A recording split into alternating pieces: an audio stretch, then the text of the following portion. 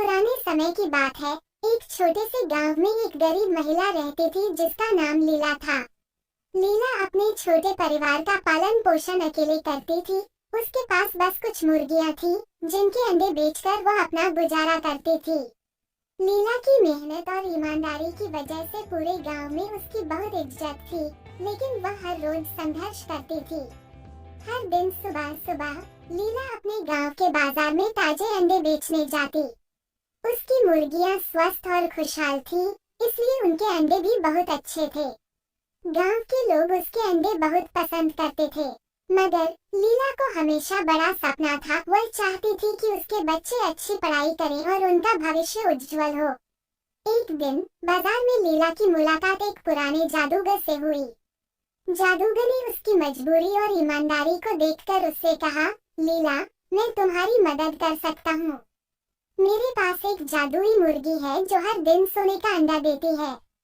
क्या तुम इसे ले जाना चाहोगी? लीला पहले तो अचंभित हुई, लेकिन फिर उसने सोचा, अगर यह सच है तो मेरे और मेरे बच्चों के सभी दुख दर्द खत्म हो सकते हैं।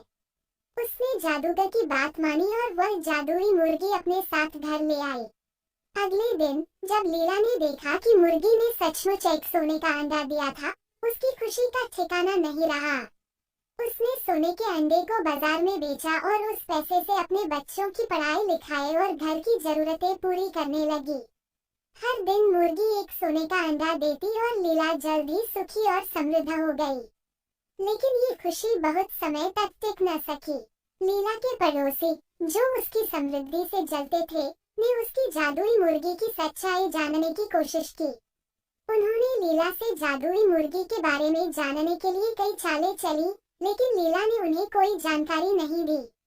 परंतु लीला के बच्चों की लालची स्वभाव ने एक और बड़ा मोड़ ले आया। बच्चों को जब ये पता चला कि मुर्गी सोने का अंडा देती है, तो उन्हें लगा कि अगर मुर्गी के पेट से सारे अंडे एक साथ निकाल लिए जाएं, तो वे और भी अमीर हो जाएंगे। उन्होंने अपनी माँ से बिना कुछ पूछे ही मुर्गी को मार दिया और सब अंडे एक साथ निकालने की कोशिश की। लेकिन जब उन्होंने मुर्गी को मारा, तो वे बिल्कुल हैरान रह गए। मुर्गी के पेट में कोई और अंडा नहीं था। बच्चों की इस बेवकूफी से लीला का सपना फिर से चूर हो गया। उसकी अमीरी का